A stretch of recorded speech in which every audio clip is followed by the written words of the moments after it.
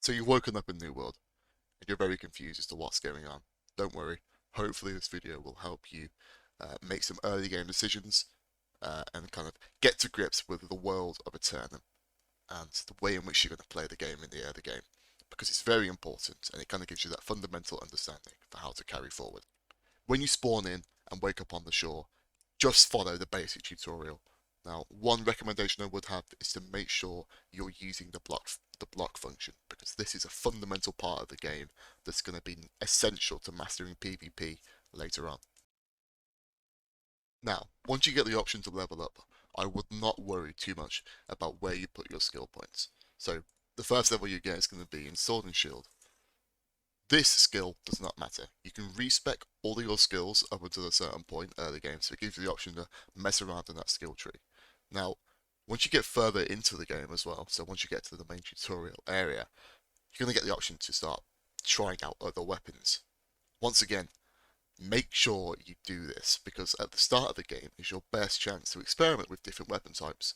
Up to about level 5, 6, 7 for sword, for any weapon mastery, is where it takes little to no time whatsoever to actually get yourself those levels. So by experimenting with it in the early game, and you will get the chance to, it's the best chance to sort of understand which weapons and which outfit you want to kind of carry on for the rest of the game. Because once you get past those first 8 to 10 levels for the weapons, it starts to become harder and harder. So that's kind of where you need to then commit to a certain weapon type.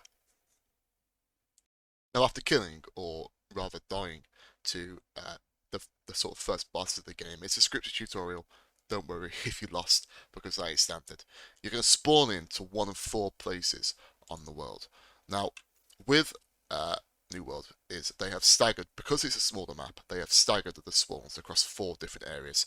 These are Monarch's Bluff, Everfall, Windswood, and First Light. So these 4 areas as such are kind of like your early game areas, and throughout your progression through your levels 1 to 25, you're going to be visiting all 4 of these areas.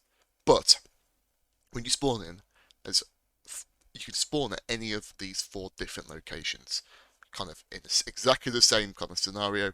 You wake up on the beach by these shipwrecks, and it's your job then to go around and explore them.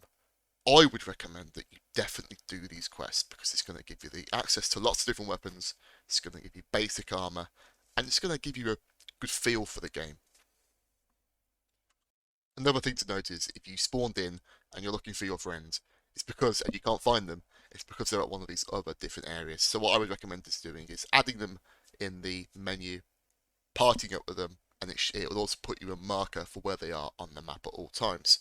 As you can see, I spawned in Windswood, so let's say I wanted to play with a friend who spawned in First Light. I wouldn't be able to yet, and I wouldn't recommend going to find them either, because you're going to run across enemies that are way too hard for you to kill and will probably one-shot you. So at least get geared up in kind of and move on to the first town before you set off in New World. As you can see in the background here, not only am I running through the quests in the starting area, all of which are fairly self-explanatory, but I will give you a few tips in a second. I am gathering lots of resources. Now, early game, you might think resources don't matter, but actually, getting as much as you can at all times is always going to be important. You're not going to run out of inventory space early on in the game. Things don't weigh that much in New World, which is good. And you're going to get options for storage within the first half an hour of gameplay, so do not worry about that. Make sure gathering as much as possible. Now, one thing I didn't do at the start, which I should have done and would recommend you to do, is to make sure you craft all 4 of your different types of tools. So one of the quests at the start is going to get you to craft a flint skinning knife. This is going to be to kind of get your food, get your animal remains, that sort of stuff. Now, there's 5 different tool types early game you can craft, but the fishing rod isn't exactly accessible until later on in the game because you need reeds. So for the other weapons, such as the axe and the pickaxe, make sure you craft these, because these are going to give you access to things like logs, rocks, and so on and so forth. Another thing you might think I've missed completely is the attribute points. Now, early game, I'm going to say this, these do not matter. You can respec these up until level 20, and as it stands, in the early game, you're going to be trying out different builds, different weapons, But don't worry too much about your mastery points early.